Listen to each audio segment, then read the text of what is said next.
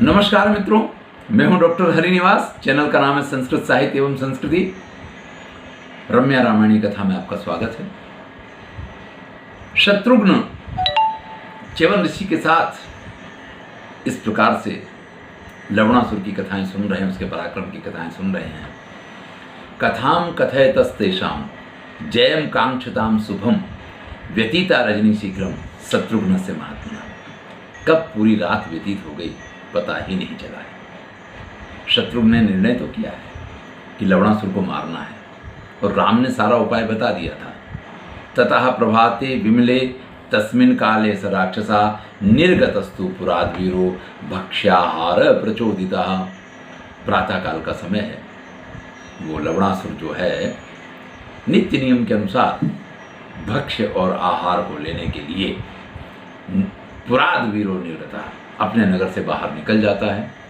जब वो नगर के बाहर जाता है तस्मिन् अंतरे वीरे उत्तीरे यमुना नदी, उसी समय शत्रुघ्न जो है यमुना नदी को पार करके तीर्थवा मधुपुर द्वारी धनुष पाणी प्रतिष्ठित, मधुपुरी के दरवाजे पे धनुष हाथ में लेकर के और उपस्थित हो जाते हैं, खड़े हो गए।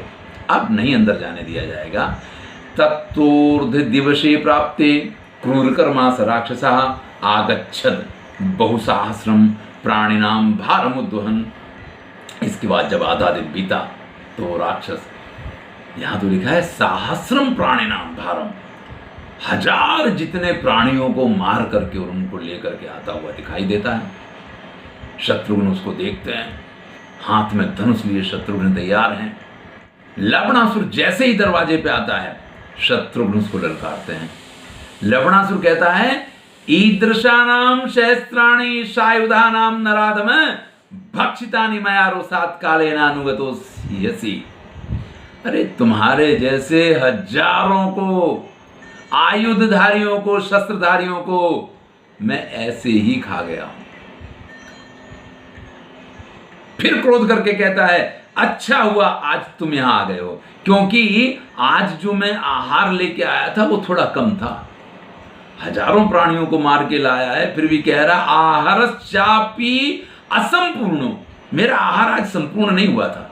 ममायम पुरुषादम स्वयं प्रविष्टोद्य मुखम कथमा साध्य दुर्मते। वाह दुर्बुद्धि, तू स्वयं ही मेरा भोजन भरने के लिए आ गया, क्योंकि मेरा आज भोजन कुछ कम था, आज मैं जो कुछ लेके आया।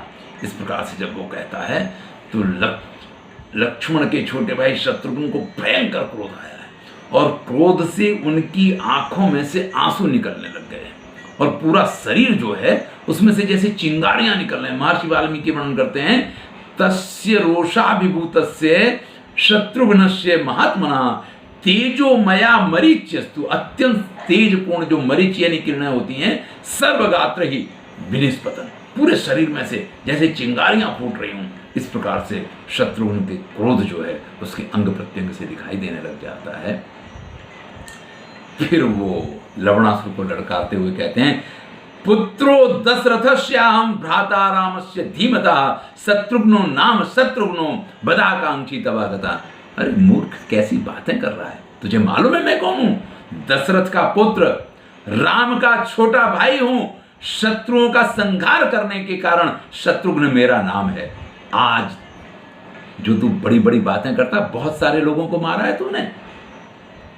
तस्मै युद्ध कामस्य द्वंद्व युद्धम प्रदीयताम, तो आ जाओ आज हमारे साथ द्वंद्व युद्ध कर लो।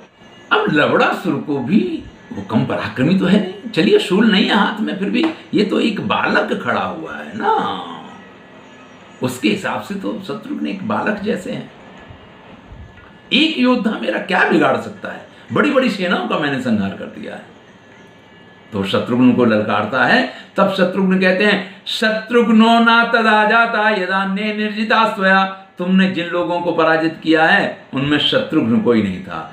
यदि अद्य बाणाभेतो ब्रजत तुम यम साधनम, आज मैं तुम्हें अपने बाणों के द्वारा यमराज के भवन में पहुंचा करके ही रहूंगा।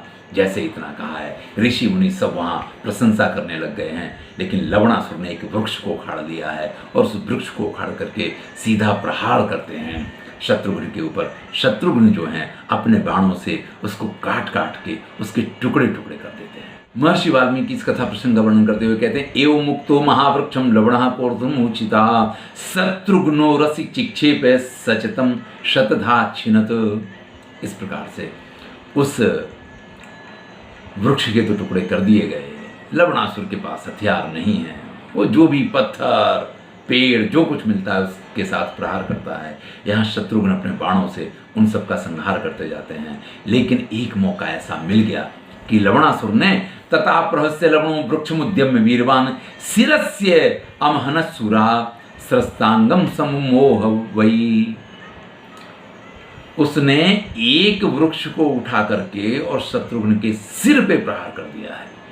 शत्रुघ्न उस वृक्ष को काट पाए उससे पहले वो प्रहार शत्रुघ्न के सिर पे लगा है और शत्रुघ्न वहीं पे मूर्छित होकर के गिर पड़ते हैं, बिल्कुल बेहोश हो गए हैं। तस्मिन् निपतिते वीरे हाहाकारो महानुभूत। शत्रुघ्न जैसे पृथ्वी पे गिरे हैं, चारों तरफ हाहाकार मच गया है। देवता ऋषि गंधर्व सबको ये लगा कि ये तो बात खत्म हो गई। तम अवज्ञाय तु हतम शत्रुघ्नम भुविपादितम रक्षो लब्धांतरमपि न विवेश स्वमालयम। ऐसे में लवणासुर के पास एक मौका था कि वो नगर के अंदर प्रवेश कर ले, अपना त्रिशूल उठा लाए, लेकिन उसने यहाँ पे समय मिलने के बाद भी नापि शूलम प्रजग्राह तम दृष्ट्वा भविपादितम। शत्रुघ्न को पृथ्वी पे पड़ा हुआ देखा और वो अपने शूल को लेने नहीं जाता है।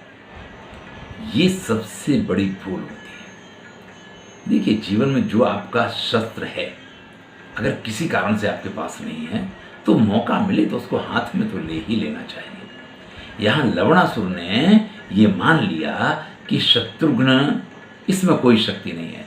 महर्षि वाल्मीकि लिखते हैं, तम अवज्ञाय तु हतम शत्रुघ्नम।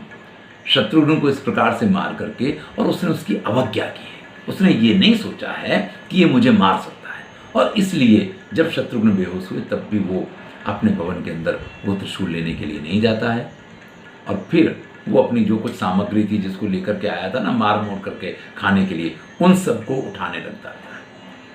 इधर वो उन सबको उठाने लग जाता है। शत्रुघ्न को मुहूर्त लब्ध संगस्तु पुनस्तत्सव धृतायुधा। शत्रुघ्न को मौका मिल गया है, एक मुहूर्त का समय पर्याप्त था। वो फिर से होश में आते हैं और धनुष बाण लेकर के फिर से उसी प्रकार से जो मधुपुरी है उसके द्वार पे खड़े हो जाते हैं और फिर लवणासुर को ललकारते हैं। तत्व दिव्यम अमोघम च जग्राह सर्वोत्तमम। और इस बार शत्रुघ्न कोई भूल नहीं करना चाहते हैं। प्रभु राम ने उनको बाण दिया ही हुआ था, उसी अमोघ बाण को निकालते हैं। जैसे ही वो बाण निकाला है, चारों तरफ तीनों लोकों में हाहाकार मच गया है, क्योंकि उसके दिव्य तेज से सब कुछ, पूरी पृथ्वी जल के भस्म हो जाएगी। राम ने पहले ही कहा था कि मैंने रावण को मारने के लिए भी इसका उपयोग नहीं किया है, क्योंकि इसके तेज से संपूर्ण पृथ्वी के विनाश होने का अंदेशा है, और इसीलिए संभवतः शत्रुघ्न ने अभी तक इसका प्रयोग नहीं किया था। लेकिन राम ने ये कहा था कि इसी से मार पाओगे, और कोई रास्ता नहीं है उसको मारने का। अब शत्रुघ्न ने वो बाण अपने धनुष पे चढ़ा लिया है। चारों तरफ हाहाकार मच जाता है। देवता दौड़ करके ब्रह्मा जी के पास जाते हैं और ब्रह्मा जी से कहते हैं कि महाराज, ये क्या होने क्या जा रहा है, ये सब कुछ क्या चल रहा है संसार में, इतनी व्याकुलता सर्वत्र क्यों व्यापी हुई है। तब वो कहते हैं कि भाई, ये शत्रुघ्न ने लवणासुर को मारने के लिए उवाच मधुराम वाणीम शृण्वं सर्वदेवताः वधाय लक्ष्मणस्याजो सरः शत्रुघ्न धारिता। भाई, लवण को मारने के शत्रुघ्न ने इस बाण को धारण किया है, आप लोग निश्चिंत हो जाएं। देखिए, इस बाण की ये विशेषता भी थी कि अगर उसको कोई लक्ष्य दिया गया है तो उसी लक्ष्य को वो पूर्ण करेगा। हमारे दिव्य अस्त्र बड़े ही दिव्य हुआ करते थे। ऐसा नहीं कि उसका प्रयोग किया जाएगा तो संपूर्ण सृष्टि का ही विनाश करेगा, ऐसा नहीं हुआ करता था। तो ब्रह्मा जी कहते हैं सब लोग निश्चिंत हो जाओ, इससे किसी का विनाश नहीं होगा। ये सिर्फ लवणासुर को मारने के लिए शत्रुघ्न ने इस को धारण किया है। ये कौन सा अस्त्र है, इसका उल्लेख किया है। एस वै कैटभस्यार्थे मधुनस्य महासरा। इस बाण को स्वयं विष्णु ने तैयार करवाया था मधुकैटभ को मारने के लिए। तो ये वही बाण है, इसलिए इसका तेज, इसका पराक्रम इतना विशाल है। लेकिन निश्चिंत रहिए, इसका प्रयोग जिस लिए किया जाएगा ये वही कार्य करेगा। एक एव प्रजानाति विष्णु तेजोमयम सरम। ये विष्णु के तेज से प्रदीप्त सर है, और जिसके ऊपर इसका प्रयोग किया जाएगा ये उसी का संहार करेगा। इसके बाद शत्रुघ्न ने सिंहनादम भ्रशम कृत्वा ददर्श लवणम पुनः आहूतस्य पुनस्तेने शत्रुघ्नेन महात्मा। इधर जोर से गर्जना की है शत्रुघ्न ने, उधर लवणासुर भी बड़ी जोर से चिल्लाता हुआ कि एक बार तुझे मार के गिरा दिया था, फिर खड़ा हो गया है, उसके ऊपर आक्रमण करता है। लेकिन उसी समय शत्रुघ्न उस बाण का प्रयोग करते हैं और उस बाण के लगते ही महर्षि वाल्मीकि ने वर्णन किया है, सा ममोच महाबाणम लवणस्य महोरसी। लवण की विशाल छाती पे शत्रुघ्न ने उस बाण का प्रयोग किया है। उरस्तस्य विदार्यासु प्रविवेश रसातलम, और वो बाण उसकी छाती को फाड़ता हुआ पृथ्वी में घुस गया और पृथ्वी में से फिर से निकल गए। मतलब इतनी तीव्रता से मारा गया है कि उसकी छाती को फाड़ के उधर जमीन में जाकर के लगता है और फिर जमीन को भी चीरता हुआ वापस शत्रुघ्न के तोड़ीर में आ जाता है। और इस प्रकार से लवणासुर की मृत्यु हुई है। शत्रुघ्न ने लवणासुर को मारने के बाद पूरी मथुरा नगरी को अत्यंत सुंदर बनाया है। लवणासुर ने भी बड़े बड़े महल वहाँ बनाए हुए थे, उन सब का रंग रोगन करवाया गया है। बहुत अच्छे ढंग से प्रजा का पालन करने के लिए सब प्रकार की व्यवस्थाएं की गई हैं और 12 वर्ष के अंदर उन्होंने मधुपुरी को, उस मथुरा नगरी को एक दिव्य नगरी बना दिया है। दिव्य संकासो वर्षे 12वें शुभे विनिष्ठा सूर सेना नाम विशेषा कुतो भया, यानी इस प्रदेश का नाम सूरसेन पड़ा है और यहाँ पे रहने वाले लोगों को अब किसी भी प्रकार का भय नहीं रह गया है। इतनी सुंदर ये नगरी बन गई है। और ये जब सारी व्यवस्थाएं हो गई तो शत्रुघ्न ये निर्णय करते हैं कि अब मुझे चल के प्रभु राम से मिलना है। और ये निर्णय करने के बाद तस्य बुद्धि समुत्पन्ना निवेश मथुरां प्रेम राम पादो निरीक्ष्य हम वर्षे 12 आगते। अब तो 12 साल हो गए हैं, मुझे अवश्य ही उनसे मिलना है। उस नगरी का कार्यभार वहाँ मंत्रियों वगैरह को सौंप करके और वो वहाँ से राम से मिलने के लिए प्रस्थान करते हैं। आगे की कथा अगले वीडियो में सुनेंगे। मैं हूँ डॉक्टर हरिनिवास और चैनल का नाम है संस्कृत साहित्य एवं संस्कृति। जीवन में इतना याद रखिए कि जो करेंगे वही भरेंगे। यहाँ लवणासुर ने जिस प्रकार से लोगों का विनाश किया था, शत्रुघ्न ने उसका विनाश कर दिया है। धन्यवाद।